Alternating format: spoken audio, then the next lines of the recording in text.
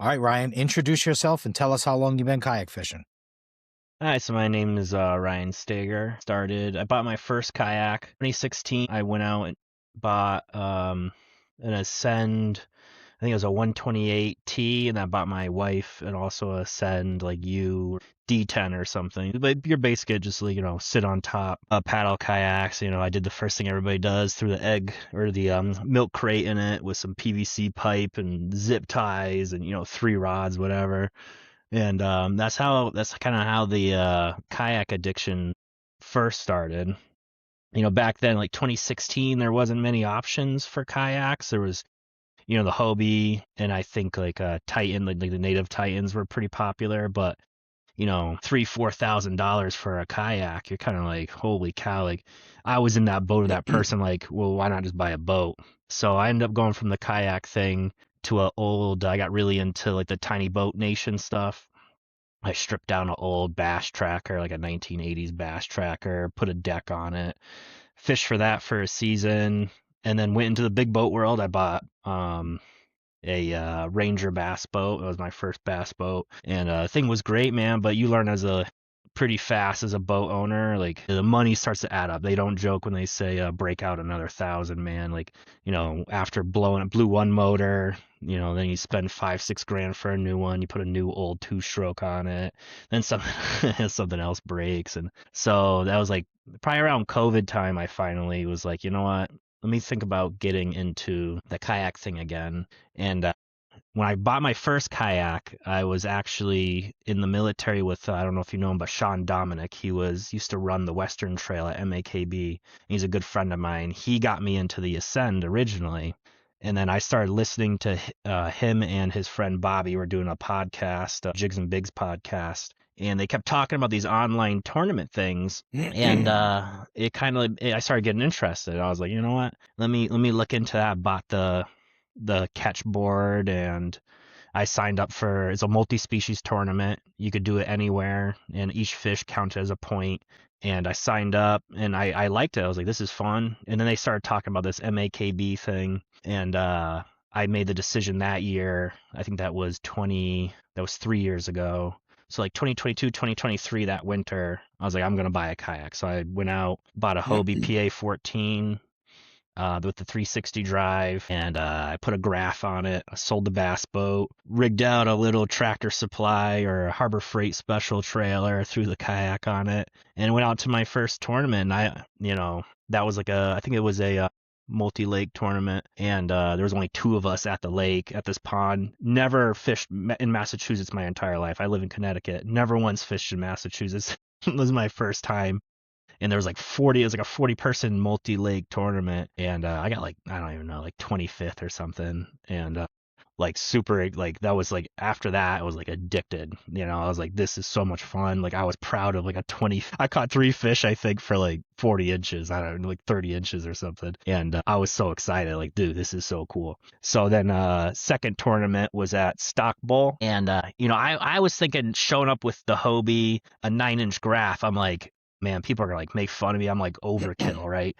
And I show up, and like dudes are carrying trolling motors down, dual graphs, live scope, and I'm like, oh my god. I was like, I got like the bare minimum, spot lock. I was like, wow, people take this like really, really seriously. And my second tournament I actually won on stock ball. I was the only one that caught a limit. It was a horrible, horrible fishing day. Like I had 5 bites, caught all 5 fish, and I think I had like I don't even remember what it was, like 60 something inches. It was like a really tough day.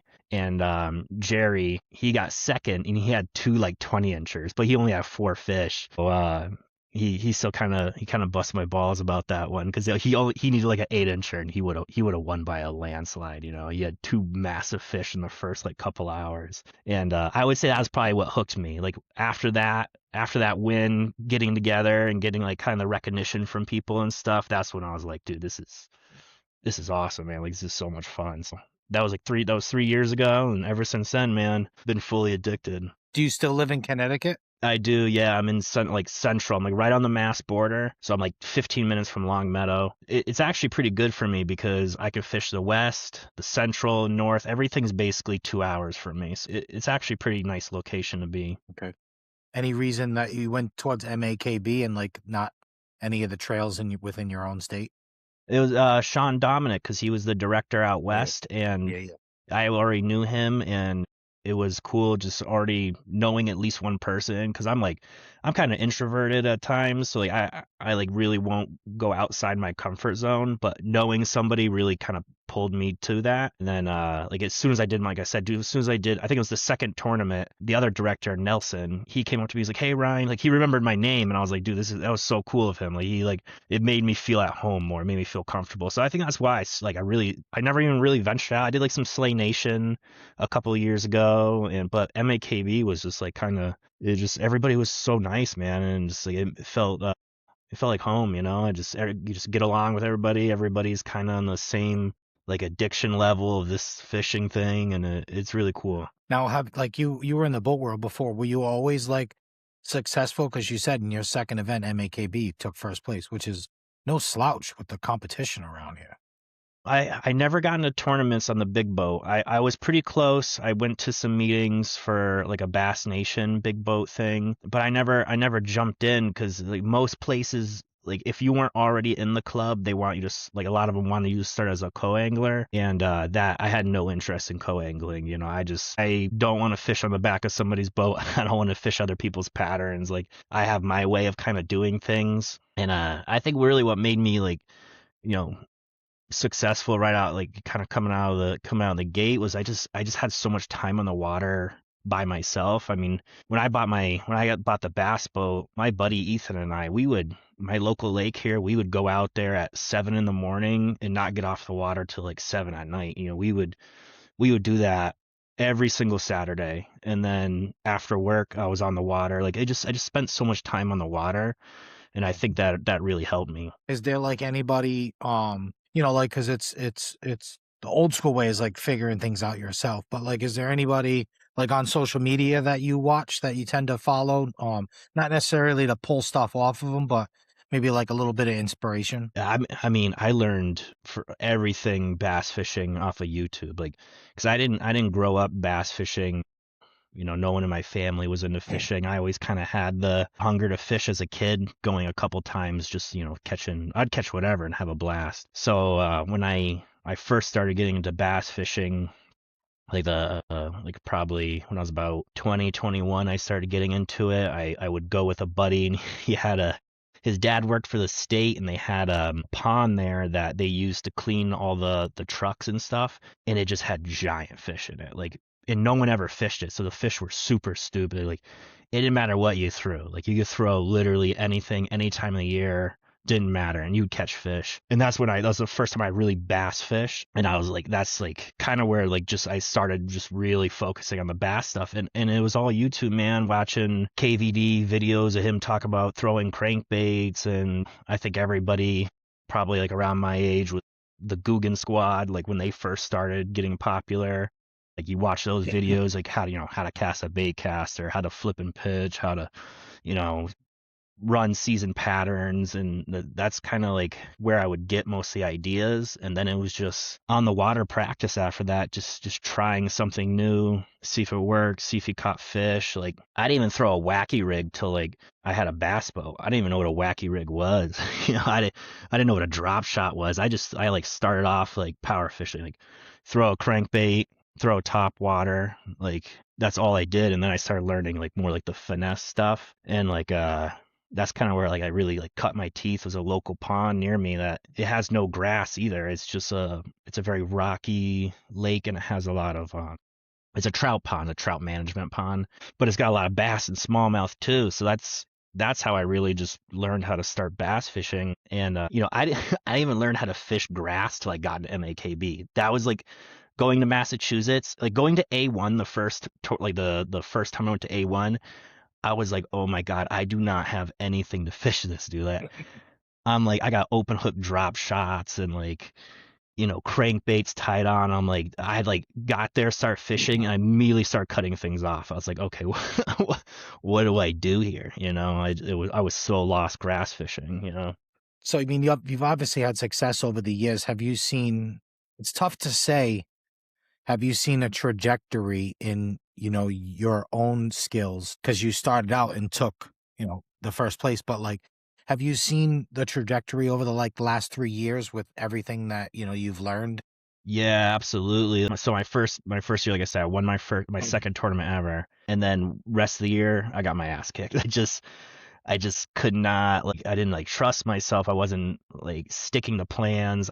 I tried to start fishing outside my comfort zone and start doing other things that I wasn't like as familiar with. And then my second year, I started getting more of that consistency where now I'm getting top 10 at a division. I'm getting top 10s. Most of the time I'm in the top 10, and I was getting up there a little bit. I won another tournament in my second year. And then second year I was getting top 10s, and I would always be like right there outside the money. Like if it was paid fifth, I'd get like sixth, seventh. If it paid third, I was getting like a fourth. So I was always like one bite away. So I was trying to figure out like what do I need to do to start getting in the money more. And then this third year, that's when I started getting in the money more. I started traveling. Like I did a northern event. I got never been to a lake ever. Got a third, which I was really happy with because that was the first time I ever placed in the money, I believe, outside the division and never being into a lake.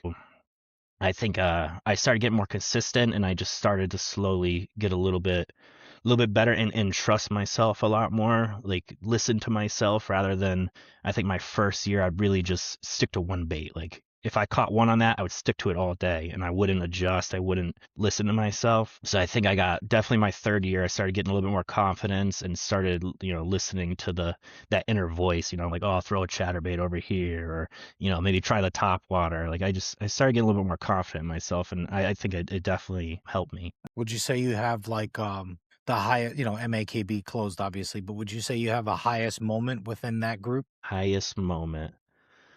I would say Quabog, my second year. I won that tournament. I had 94 and change, I think.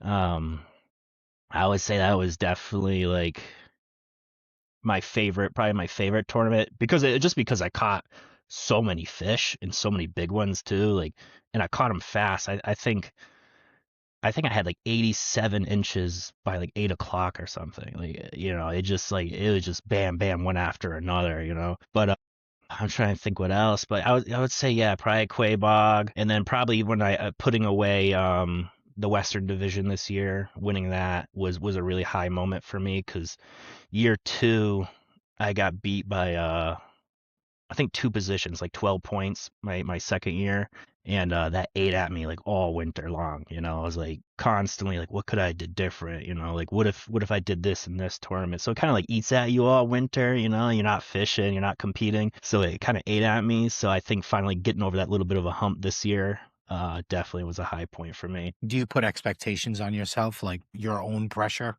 Yeah, I definitely put some pressure on myself. I wouldn't say like it's like I have to win or I have to do this. I would say that my pressure is more like a kind of like OCD related, where it's like I need to make sure I'm prepared. Like, my expectation of myself is kayaks ready, gas in the truck, odds rigged the correct way, just being prepared, really make sure that my tag is ready. I'd say those are like the biggest expectations of myself, because at the end of the day, like it's fishing. Like you can go out and land on them and catch 90, or you can go out there and catch nothing. But in my like the way I feel, if I go out and do bad, but it's because I just couldn't find the fish, that doesn't bother me as much as if I go out and I'm like, all right, I got to grab the drop shot rod, and it's like, the hook's rusted or something. I got to take time, take time and fix it. So I definitely every year want to get a little bit better. Like I said, first year, I don't even know what I was in total AOY. Second year, I was, I think, like fifth or something going into the championship, and I did real bad, dropped to like 13th or something. And Otis. then, yeah, Otis, I did horrible, man. That was like a terrible tournament for me. That was like, second year ate at me too. And then third this year. I ended up third in AOI. So I always felt like if I could just do a little bit better every year and show a little bit of progression, that would be like my only like expectation, like results wise. Yeah, yeah. Did you enter? I mean, you obviously qualify for the championship every year. Hmm. Did you go to the Merrimack this year? I did, yeah. I got fifth at the Merrimack. Okay. Um, What's I had launched you? a I went out of I actually wasn't far from you. I was because I know you were farther north at that bridge. I was at the bridge that was a little bit south of that one. Okay. Yeah, we saw each other pre-fishing. I Yes. went right there. And yeah, so what's funny about that is I forget who you were interviewing. You were talking about a pattern on the bridge in the shade, and what's really funny about that is I had the same pattern in the afternoon, but on the other bridge downstream from you. Mm. So I had three spots in on the Merrimack. I had one had a ton of fish, like every single cast you're gonna catch one out deep. Then I had the bridge one, and then I had another one that was in between those two. So I knew the one in between those two in practice. I like threw a jerk bait in there. I caught like a 17 in practice, and then I went back there on my second day of practice. First cast with a wampum plopper, I caught like a 14. Threw in there again, caught another 14. And I'm like, all right, cool. I'm gonna leave the spot alone. And then I found the bridge deal in the afternoon, and I caught a ton of fish doing that too. I caught like a 16 and like a bunch of 14s, kind of just fishing it real fast. So I was really battling with myself to start the bridge or start at the spot that was in between. It was a little bit shallower of a deal, so I didn't know if that like the fish were just kind of there at that point and then took off during practice and like I'd go back there and not catch anything. But I had something else that was near it, so I was like, whatever, I'm gonna hit this spot first. And I rolled up on it and I started up shallow and was throwing to the deep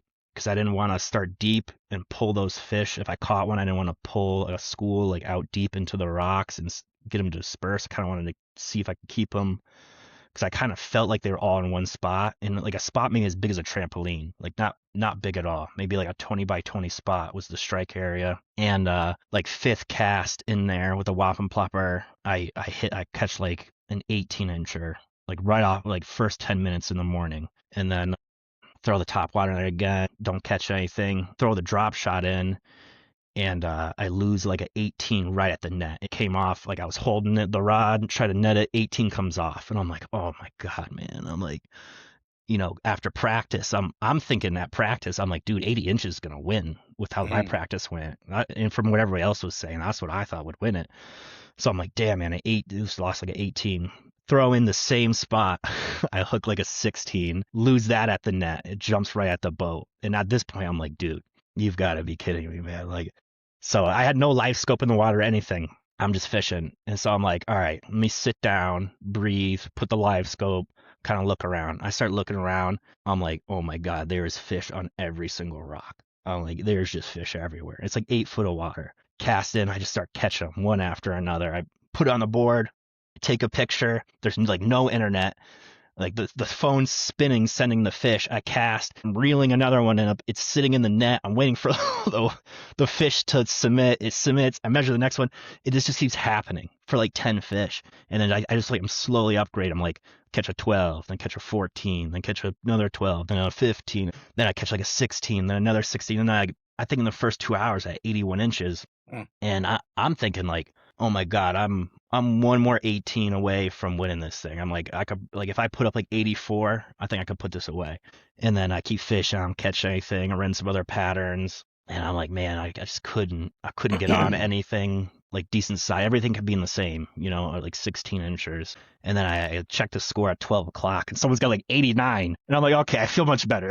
Like, because if I lose by like a half an inch, a quarter of an inch or something, I'm gonna be pissed. But people start cracking them, dude. I'm like, oh my God, like three people almost got 90 inches. I'm like, all right, I don't feel so bad anymore. So I just like at that point, I was like, screw it. I'm gonna go fish the bridge. I'm gonna go have fun. Wherever I end up, And I was happy. I got a top five. I cut a check.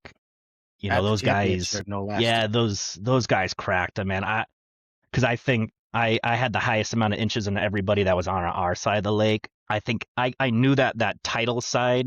I had a feeling that it was a window type of deal for them, that they were either gonna, crush them early, or depending on what the water was doing, or crush them late. And that's basically what ended up happening. Those guys ended up just crushing them later in the day, you know. And it was a fun tournament, man. It was cool. I was at the campground with Todd and Jeremy. We all stayed at the same campground. Brought my family, stayed up there. I think I practiced Thursday, Friday. Got there Wednesday night, practiced Thursday, Friday, tournament Saturday, and left Sunday morning. So it was a blast. Had fun. You know, we hung out by the fire. Everybody had their wives there and stuff. And Jeremy's kid was there. It was a good time, man. I had a blast. Yeah, it's like those all those other things make like we're fishing, but it's like the whole community, the whole culture, everything that goes along with it. Yeah. It's just you're painting it. I was like, man, I wish I was there. Like 2 years ago, I Yeah. got invited to Ken's house at Otis, and I was Hmm. a little intimidated because I don't, first year I don't know any of those guys, and like Matt Connaughton in there, and like uh Yeah. Mike Morcone. I'm like, holy shit! Like Hmm. all these fucking guys around me, and then Yeah, those guys are go out there hammers, and man. bomb. Do you like when you're in the tournaments? Like I've gotten everybody has kind of like a different way of looking at it, but when you um when you're in the tournament, are you looking at the leaderboard or are you just focusing on yourself, right? Like Mike's like, I don't care about the leaderboard. I just fish myself. John Ferreira's like, I just focus on myself. I don't, Yeah, me, I try not to look at the leaderboard till I upload a fish and then I'm like, all right, I assess where I'm at.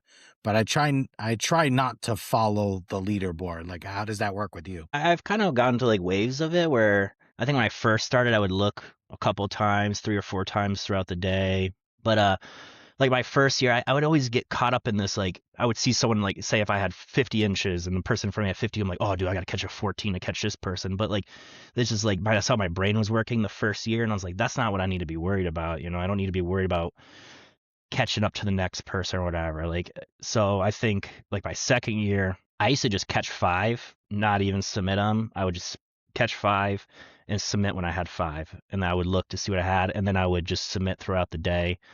Then some guys on the West gave me shit for sandbagging because during that Quabog tournament, I went from 0 to to 94 inches. So they still bust my balls every time we talk about sandbagging. But I didn't even know what sandbagging was. I was like, I don't look at. I wasn't looking at the score at that time. My second year, I was like, I know I'm just never gonna look at it. I'm just gonna submit and I'll check at 2 o'clock, whatever. I would say I do about the same thing this year. Like now I submit all my fish. Like as I get one, I'll submit it, and I'll check like if I know I'm doing good, I'll check, and then I usually won't check again until 2 o'clock. Once lines are out, I'll pick up my phone, I'll look, see where I landed. I think it's just less stressful that way. Yeah, same. And then you just focus on the fishing. I kind of Yeah. look at it, it's like I'm in the seventh inning, especially towards the end of the tournament. I'm in the Hmm. seventh inning, I'm in a no-hitter. And I don't want to talk about it, right? Like the wife calls and I don't lead on to anything. I just kind of like I don't want to jinx myself, even when if I'm doing well, I'm like I don't focus. I try it's almost like if I feel like I'm doing more well, I focus less on the other stuff because I don't want to like you just said, it's like, oh, I got to catch this 16 and a half. I want to catch this dude. It's like, and Yeah. then you're taken away from exactly what you should be doing. You should be just focusing on the fishing at that point. Yeah, yeah, just concentrate on what's going on. Keep your eyes up in the water, see changes or baits over here or whatever, and not look at the phone. And there's many times where I've gone out like fun fishing and practice where like because I'll usually like if I go fish, I'll fish from like a practice, like I'll treat it like a tournament. I'll get on the water at 6, get off at 2. There's so many times where I'll spend a whole day in the water and I won't do well till 1, I'll finally find something and catch 5 in 30 minutes, so that's what's so cool about fishing. It just takes one spot, one area, and you could turn a whole day around. So it's just that battle, just trying to stay stay positive, and it just if you keep casting, eventually you're gonna find them. That's the way I look at it. So I ask everybody this is, the MAKB was your only group trail. So Mhm. like when you heard that they closed up, how did you feel? Yeah, I was pretty devastated, man. I kind of heard rumors, probably like before the championship that it could happen, but I didn't really believe it. I kind of thought it was just like maybe people just talking or whatever. And yeah, I was pretty devastated, man. I really enjoyed it, like because like I think everybody in every division has like a clique, right? Everybody's in the division in the West got a little clique, North. So I love the guys from the West, man. Like every single time I go there, like I got a smile on my face, man. Like everybody's great. Like I talk shop after, before, whatever, and everybody busts each other's balls, and I loved it, man. I absolutely like look forward to it every single winter. It's like so ready for the snow to melt and see everybody again. So obviously you're part of the committee on MABASS. hmm Do you plan on branching out and doing any of Ari's Torrances? if it aligns, maybe if they're like close, like I always like fishing A1. I think Ari's doing A1 a couple times. Torrance's trail is probably a little far from me, and I'll be honest, the live scope's not coming out of the boat, and that's not anything because of no live scope. It's just I have it rigged like I got it drilled into the wall of the XTR. I got everything zip tied. It would take me 3 hours to get that thing out of there, and then 3 hours to put it back in because I'm like OCD with it. It has to be installed right, zip tied right, connections can't be touching. I'm like very OCD about the way it's set up. So that's the only reason. If I had like an extra kayak, that didn't have live scope on it, yeah, I'd probably go do some just for the fun of it, man.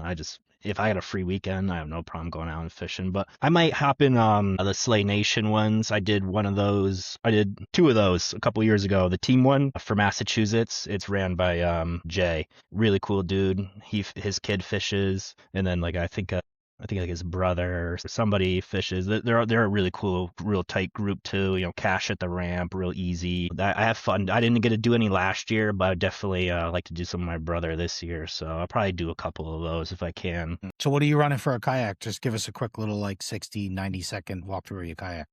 Definitely my favorite kayak out of everyone I had, and I have the That's power new too, pole. right? For Yes, last year yeah. was your first year. Yeah, last year was the first year. I came from a Hobie before, and I got the power pole move, which was new at the end of the last year. I put on there, and then I run a Garmin 8612, and then a Garmin 12-inch, like a 126V or something like that. What do you got for a motor? That's the power pole move. Power pole move. So when I heard Yeah, the word power pole, I thought that was your like the anchor. oh, I got that too. Yeah, I got one of I those have the too. power. Yeah, I hear power pole. I automatically assume it's the anchor. But okay, so you got the power pole motor. How did yeah. do you like? How does that meet your expectations? Oh, that thing's awesome, man. Especially with the XTR. Like I love the XI3, don't get me wrong, but with the XTR and how much crap I have on the kayak, it was really slow with the XI3, and especially on rivers. Like when we did the Connecticut River, man, I was like doing 2 miles an hour going up the river with that thing. It's a barge, man. So the power pole it's fast, it's real responsive. It like sips battery, man. Like I first tournament I did was Tully Lake with it, fished 8 hours and I used 4% battery. Like it had 96%. I thought the app was broken. I had to reset it. I was like, I couldn't believe it. I was like, oh my God, because my XI3, I killed the battery last year like 3 times. Like it was I just was making way too long of runs, running it at full speed, and I had to paddle back a couple of times. And I got towed one time by one of the Eastern guys. I think it was one of the guy who was on your show. I think his name Josh. Yeah, Josh Carvalho. Yeah, yeah, he towed me back on one of the Eastern lakes. He was I'm paddling. I hear, hey, you need a tow, and I'm like, oh, thank God, dude, I was so far away. He Yeah, towed me back. your kayak is definitely not paddleable. No, I've had to do it a couple times. I did it at Otis for practice. I killed the battery all the way in like the back area and I had to paddle back in the wind and it took me about 45 minutes and I only had to maybe go a quarter mile. Definitely. And I didn't have the right paddle either, so that obviously didn't help. What do you run for a motor? I mean, I'm sorry. What do you run for a battery? I have a Power Queen 36 volt and then I run a oh man, what is the brand? It's a 16 volt 50 amp I run for live scope in the grass. I can't draw on a blank on the brand, but I only bought that. I bought the 16 volt because the way it's shaped, it's real flat, and I put it inside that front compartment on the XTR. And it fits perfect in there, and it has actually it's a metal, it's like a metal battery instead of plastic, and it has holes to screw it in. So I screwed it into a base plate, and it stays in there nice, and it's real compact, and I can fit things around all the wiring and everything. Very cool. All right, man. Let's talk. Let's definitely talk about this season coming up. I mean, hmm I'm excited. I mean, we have a lot of good. I wish I could fish every single one of them. I'm probably gonna have to pick and choose. But like any of the spots on the trail, like really stick out to you. No, not really. I mean, I was actually, well, in a negative way, Charles River. I got a little love hate, or I wouldn't say love, mostly hate for the trials. I went there for last year for MAKB, and that was miserable. Like it was nasty weather. The row people kept yelling at me because apparently I was in the travel lane, which I don't know what you're supposed to do on a vessel. I guess you're not supposed to be in the travel lane. I don't know what that meant. She was yelled at me through her megaphone to get out of the travel lane. Yeah, they own the Uh, river. yeah, man, that was pretty shocking. Never experienced that. And fishing, like you're like in Boston fishing. Like it was just too loud for me. There's people everywhere. I'm like, oh, I didn't. It was just too too much going on. But I got some redemption to get there because I did horrible at that tournament. Nice. Yeah, so the And spots on that, like how you being in like central Connecticut, right on that like mhm. northern Massachusetts part, like how far is the farthest a spot from you? Like, is it going to be over 2 hours for any of them? Yeah, I'm trying to. No, I think I'd probably right at the 2 hours. I think the farthest one for me would probably be Noda, which is like an hour 45. And then like last year, I know we're not fishing this year, but Mashpee I believe was like 2 hours for me. I think that was the farthest one I did last year was Mashpee. Me and Alexis, we did Mashpee on Saturday, and then we drove to the one all the way north. I can't remember the name of the lake on Sunday. We did like 600 miles of driving or something. I got the tournament on Sunday, and Ken's like, "You guys stay somewhere local here?" I was like, "No, we drove home." And he goes, "You guys are crazy." I was like, "Hey man, I need AOY points, bro." I was like, "This is last shot, man. If I don't do good here, Mhm. we're just fun fishing from the rest of the season." So, Yeah, yeah, yeah. I definitely branched out and did all the divisions last year. That was my goal. yeah, you came out to Littleville, right? That end of the year. That Yeah, was a yeah. disappointment, man. That lake is really fun. That lake all summer long was so much fun. And of course, tournament day, it was horrible. Yeah, I knew it was coming to the end. I kind of had a feeling it wasn't going to happen with last year, and I just kept saying to like the guys I was traveling with, like Connor and Jim, I'm like, you know what, like I'm just gonna do every tournament for the rest of the year, right? Like it's like we're already Yeah. in like August, September, like that's like 7 of them, right? So Hmm. I think I did all 7 in September. Well, I think I missed one in like September and October. I mean, August, September. Yeah, it's commitment, man. Because a lot of people they start off strong first, month or two, but you could tell the people that are definitely like addicted to this stuff and want to do good. You see them in the last, 2 months at like every single tournament. It's trying to get AOI points and stuff. That's what made it so fun. I think was chasing the AOI points. Yeah, I don't. I was definitely not in it with the AOI.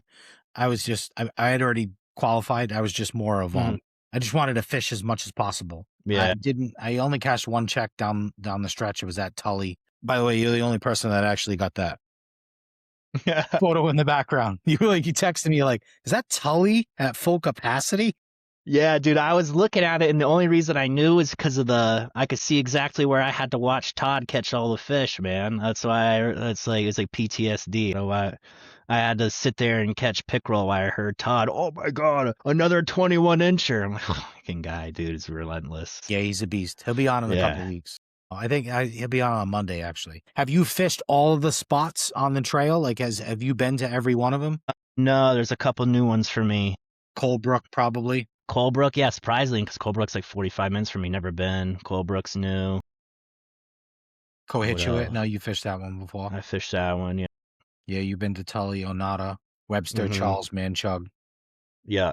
How do you do well? Do you do well on do you do well on rivers versus ponds? Like, do you have a preference? I would say I'm probably better smallmouth fisherman. So river, I think, is definitely probably more of a strength for mine. I don't know. I just click with river smallmouth for some reason.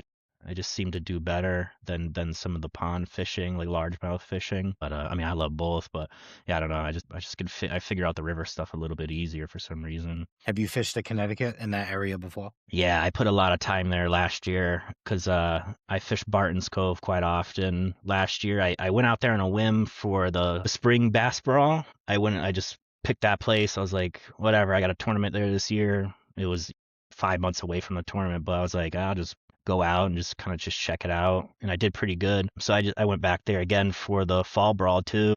didn't do as good. But yeah, I have some time there, and then I do have some time at Oxbow because we fished the Oxbow for our Western Championship, the last tournament of the year for West last year. So I put a good amount of time on the Oxbow as well. So yeah, I'll probably put quite a few more hours throughout the summer there trying to find some more stuff. But yeah. Any plans on doing any of the national Bassmaster events? Yeah, I probably do the Susky because that's pretty convenient.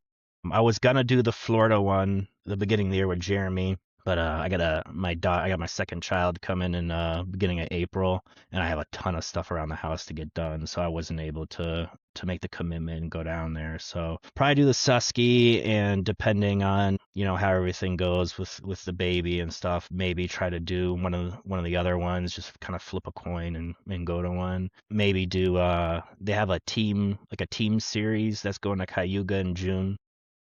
Well, that's interesting. So maybe do that one. You But pick your besides team. that, yeah, you could pick your partner. So I know Todd was talking about wanting to go do that one. So I might end up going to do that with Todd. Kayak is amazing. Yeah, I've heard like everybody you talk to that bass fish it is they talk so highly of it. They say it's one of the best lakes you can go to. So, I'm gonna well, spend 8 days on it, so I you hope went I there kill. last year, right? Didn't you Yeah, go last year? Yeah, I yeah, remember that. like 5 or 6 days. Yeah, we did well Mhm. last year. We went the first week, and the weather was unbelievably horrible. First couple Yeah. days was okay, and then by the like middle of the trip, the whole lake was just chocolate water, right? Because it kept a No. lot of rivers that flow into it. Okay. One of the days we were like, all right, let's go to the south part, like because we were fishing in the north mostly. Let's go to the south part Mhm. where the smallmouth are and like the lake trout and stuff. And we Mhm. got down there and it was blowing south and it was like 3 foot whitecaps coming out right at the ramp. I'm like, I'm gonna sink. There's no way. So we ended up going like way up in the mountains, like an hour and a half away at this like really small pond. We didn't have great luck there. And then the Mhm. last day we went to Otisco. Okay. That's the place that's got that the tiger muskie, Mhm. and it was 40 degrees and it was like sleet raining, 25-mile-an-hour winds. And it was like our Oh, last day of fishing. I was like, I'm done. I'm just done. yeah. There's no way I can go up in there. I don't have a motor. If I did have the motor, that like everything changes. Oh, for sure. It's the biggest. I honestly think having a spot lock or any motor, but especially spot lock is, I would say, it's more of a game changer than live scope, man. It makes. I made the commitment my second year at like the last five tournaments of the year. I went out and just bought one. I was like, we were fishing. I can't remember what tournament. It might have been Ashmere, and I'm like pedaling. I cast, and by the time like the lure hits the water, I'm already blown 20 feet back. Like it's not hitting the bottom. I was like, dude, I can't do it anymore, man. I need spot lock. Like it's such a game changer. Yeah, your power pole, does that have any sort of like GPS, like the spot lock? Your Oh that yeah, Yep. yeah, spot locks. Yeah, it's really quiet, nice and smooth. It's a great motor. I mean, it's for sure the price is not for the faint of heart. Like it is really expensive, but I was kind of like in between. I was like, well, I'll keep the XI3, get a rear mounted motor for practice just to get around faster, cover more water, or sell the XI3 and just go all out on the power pole. And everybody I talked to that had it was between the Garmin and the power pole, and I was like the power pole. After I got some money off on it, it was not much of a difference in the Kraken. So or the I forget what the Garmin one's called. It might be I think it I is get called the Kraken. it is called Kraken. Yeah, I was like, I'm just going with the power pole. It's built amazing. Like I'm my work. I'm like in manufacturing and quality assurance. So like after looking at the power pole, like titanium shaft, like it is heavy duty, built nice. And I was like, you know what? Buy one motor, it'll last forever. And I could throw it on a John boat if I want too. So. Nice. Connor's just he bought the Kraken in the off season. Mm, He did an yeah. install video. I haven't seen the whole thing. So what want to get in some of these changes and that nice big check you got over Yeah, man. Yeah. there? You see, so this the first one made. We're gonna give you can see it. We're gonna give one out for first place for every tournament, and then the championship one we'll probably probably make one. I've been making them myself, so probably championship get one that looks a little bit different for the championship since it's a little bit more of a prestigious win, right? So, but yeah, first place for every tournament will get their own big check. All the directors there will sign it, and you'll have something to hang up on the wall. Something day of that you could take pictures with. And I think from a lot of feedback from people, it's something people wanted. They wanted the big checks. They liked that feel, Mhm. the camaraderie after, people clapping when you win. I think that part is, I think for most people is the coolest part, And I've seen other people on your show say it, like this is getting the recognition and stuff is, it's for me personally, like it's better than the money. Like I'd pay $50 to go fish a tournament and do it for free. I'd pay $50 and just not win anything. I love it that much, man. I don't Yeah, know. the money comes and goes when you get those trophies, though. Yeah. Like John Ferreira said it about the fundraiser. He's like, like somebody that could be the only trophy they ever got. They put it up on their wall. They can Yeah. show their kids and anybody that comes in their house. It's like money comes and goes, man. But like earning that and having something to show for it and having the story to go along with it, it's freaking amazing. It really is memories, man. Like my first win on Stock Bowl, like I have the trophy right over here on my desk. Like every time I see it, like you just get that little bit of excitement back. It's like my favorite trophy from I raced motocross my entire childhood. Played other sports, but like that Stock Bowl win was like, it's small, right? It's nothing crazy. It was like I won like $300, and but it was special to me. Priceless. Yeah, yeah, honestly. So we got the new Blue Fox tin tag. Yep. I am gonna attach the link to this, so you can go on purchase it if you're listening to hmm this. How much is the tin tag? Tin tag it's about $12, and shipping was like 4 or 5. So I think it was $17 after I checked out because I bought mine today. But Nice. it is live on their website. He just put Patrick is the guy that I worked with at from there. They were awesome to work with, and they're great, man. I bought a label maker. I used to do the Sharpie thing, but I bought a label maker for a couple dollars, and I put the sticker on there, and you just keep putting stickers on there. It doesn't get all messed up from the Sharpie, and it's easier than dealing with the paper. I've had the paper ones, but sometimes you get water inside the stupid sleeve, and it's ripping apart. And I think the tin tag is just, they're cheap. I mean, $17. He can't be making a killing on that, so I think it's a pretty cool, to pay into the people that really support the sport, and just do little projects like that. And I think it's cool, so I don't mind spending a little money for it. For sure. Are we gonna have club jerseys available to anybody that wants to purchase them? Yes, yep, I'm working on that now, so hopefully I should be able to get like the mock up with the sponsors and stuff on there, and hopefully within the next couple weeks we'll have something that people can start buying. It looks like this is their peak time, so it looks like jerseys will take anywhere from 6 to 8 weeks to come in if you order within the next couple weeks when they go up. But that should put us at the first tournament. It shouldn't come in late. So Yeah, yeah. Yeah, I'm always disappointed, and if you go on Bassmaster's website at their gear, it's like they have no marketing in that. There's no good gear that says Bassmaster on yeah, it. I haven't been able to find anything. There's only so yeah, many trucker hats you can buy. yeah. It's like when you sign up for a membership, they send you some free stuff, but it's all kind of like Yeah. whatever. And Like I I got think it I right think they're here. I wore it for one episode and you can barely it like disappears. yeah. I It's think like I have all like the same flimsy. one, just different color. Yeah, they sent me Like like a little bag and stuff. like if I had a grandfather, I would give it to him. Yeah. They definitely haven't updated the style in probably a long since probably the 1950s Bassmaster Classic. Right, like how cool would it be to have like the new style with the things on it, right? And then have like big Bassmaster logo on it. Like you can even get your name on the back. Like I mean, I'm missing out, man. I'm missing out because They yeah. I'm always trying to find like good sweat. I like hoodies like you're wearing right now. Like I was always trying to find hmm good sweatshirts that have like fishing stuff on it, but I haven't been able to find. Yeah. Fishy Yeah. AF is good, but can only buy so many of those shirts. Yeah, I know. I buy so many sweatshirts and they end up just getting covered in fish slime, and I end up just wearing the same two when I go fishing because they just all get ruined. Especially like you buy like the nice Huck shirts. I love those shirts. I think, or a Hook. I think they're awesome material, awesome. But man, some of the lighter colors, if you get any type of like piece of grass, it just stains there forever, man. It sucks. You spend like $50 on them, but they're so Yeah, comfortable. I love them. they're like I bought one that had like the hoodie and the neck gaiter. It was like $90, hmm and I've got, Yeah. like, black stains under it underneath my arms from sweating when I'm Yeah, out there, yeah, and, like, yeah, my it's wife's just like, "Yeah, ruined. throw that win away." I'm like, "No, it's $95. I'm going out Yeah. fishing anyway, what does it matter?" Yes, honestly, seriously, yeah. Um, you got any, you got anything you wanna talk about? Anything you wanna bring up or any socials, any sponsors? We do have a Instagram now on so I'm trying to remember the name of the Instagram, but I'll give it to you so you can put it on the bottom. Yep, we'll click the link on.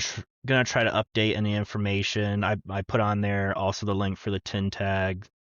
When jerseys come available, I'll put it on there. The schedule is also on there if you're looking for a quick and easy find for the schedule, and hopefully try to get some more some content on there. I mean, I'm no content creator or anything, but I'm gonna do my best to try to maybe if people want to volunteer running through their kayaks or something, I got some ideas. But yeah, follow that Instagram for quick updates. We also have the Facebook. We're gonna get most of your information off of that. Yeah, man, I'm looking forward to the season. I hope we get a lot of support, man. And again, like everybody that's Jeremy stepped up to do this, and I think it's pretty awesome. Like he's not making any money, man. No one's making any money. All the money.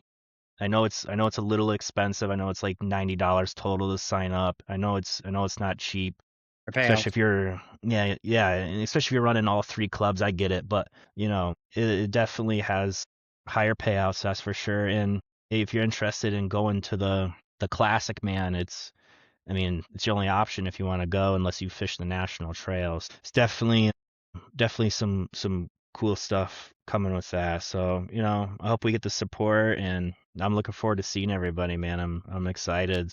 Yeah, Mike Morcombe was on last night. I haven't released the episode yet. I was editing it today, but he said that there's, talk that potentially the championship could be up north. There, he said it's loose Really? talk, but, he said, "Oh, they'll probably just run it in Tennessee like they always do." I Since they're doing it earlier this year, they could run it up north. It definitely is a possibility. That would be pretty awesome. Right, and then they're like, it'd be it'd be nice to travel again, but, still good to just travel a couple 100 miles instead of a few thousand. Yeah, if you only have to drive 4 hours, that would be pretty awesome. Not have to drive 12 or 15, or if it's in Texas, I don't know, 20-hour drive or something. Right, and then, also we'll bring up that Todd's gonna be on a couple like, another week or so, I can't remember his Hmm. exact date, and I'll let him speak more on this, but he said he's gonna have, like, some sort of a captain's meeting the week of, just to kinda, like, go over the event and anything last minute changes or any, Hmm. things they need to discuss, so that's definitely coming down the line as well. Yeah, it's good. 'Cause, yeah, we do have a couple different rule changes from MAKB with practice periods and stuff. So, if you definitely want some of that information and stay up to date with it, yeah. For sure. Yeah, we'll link everything at the bottom of this. Well, hey Ryan, man, I love chatting with you, man. We text back and forth pretty frequently. And you actually kind of showed me how to use my um forward facing sonar. You caught me in the middle of the lake. I didn't know what Yeah, the hell I was Webster, doing. right? Yeah, Webster. Yeah, Was man. that in it? Was it in an event or we pre fishing? It was pre-fish. Yeah, Gotcha. I was out there and I saw another kayaker and I was like, oh, I think that's Jay, man, because we were talking during the winter. I think you were texting me about like live scope options because I think I was just selling my old one and you were asking some questions. And hey, man, yeah, I love helping people if they need it. And like I always remember my first time ever going east. I did a like a Thursday throwdown or whatever, and you weren't fishing it, but you brought Oh, like ice cold waters yeah, yeah. like to the ramp for everybody. You're like, hey, I'm not fishing, but I brought waters for everybody. Like, it was like so cool. And like I I think that live was the right first there. time. I live Oh, you like live 10, near that pond? well, Norton, that's in Norton. I live about 10 Yeah. minutes from there. Like Okay. legit 10 minutes. And I was like, I really wanted to do the event, but I couldn't stay up that late. I had something else going Mm. on. But I was like, you know what? I told the wife, I'm like, can you throw a bunch of waters in the freezer? I'm just gonna go and say hello to the guys and give them fucking waters. Yeah, yeah, it was super nice of you, man. That was the first time I met some Eastern guys. Like I met, this is the first time I met John, and he comes up to me. He's like, he was talking about my kayak and like the way I had my net. He's like, hey, I have this 3D printed thing that I made to put. He's like, I have a prototype. Do you want it? And I'm like, yeah. Like it was just so cool. Like I signed up for that event. I think Ken messaged me and he's like, oh, I'm surprised you're seeing you come out east. Like everybody was so nice, man. It's just like every division I've gone to, like I've done all the divisions, and everybody is just welcoming. That's why Yeah, it yeah. was so cool. Yeah, going back. not to drag it on, but going back, John has a some sort of clip that he created. He's gonna get torrents to use during the events where they it's like a cap for the forward facing. So if you couldn't take it off, like yours is Mm-hmm. like locked in, right? Like there's Mm-hmm. it would just be insane. It's not worth it to pull it out. They have a way where you can like put a cap on it so it doesn't read. I Oh think yeah, I would. yeah. That'd be sweet. Yeah, I Yeah, know John makes John. some cool stuff, man. Yeah, he's fed into my addiction. I've definitely bought some stuff from him off his 3D printing website. He makes Yeah, some good cool dude. stuff. Yeah, good dude. All right, bud. Anything else you want to bring up? If not, we're gonna head out and I'm gonna go right to bed. Nah, man, thanks for having me. Shit, I could sit here and talk fishing all day. This was nice to actually have someone to talk to about it because I'm sure my wife's getting sick of me talking about chatterbaits and drop shots and stuff. Well, we'll get you back in the winner's circle, man. We'll bring you back on. Just get you to Yeah, spill some absolutely. secrets. Hey man, it's not much chatterbait and drop shot if you want my secrets. What everybody usually has tied on in every single event. That's why I don't hide anything. I see people with like lure wraps. It's like I'm not even gonna put a lure wrap on because they're on the same shit everybody else is. So, All right, man. Well, we'll definitely be seeing you very soon. all right, man, take it easy. Thank you. Yes, sir. Talk soon. See ya.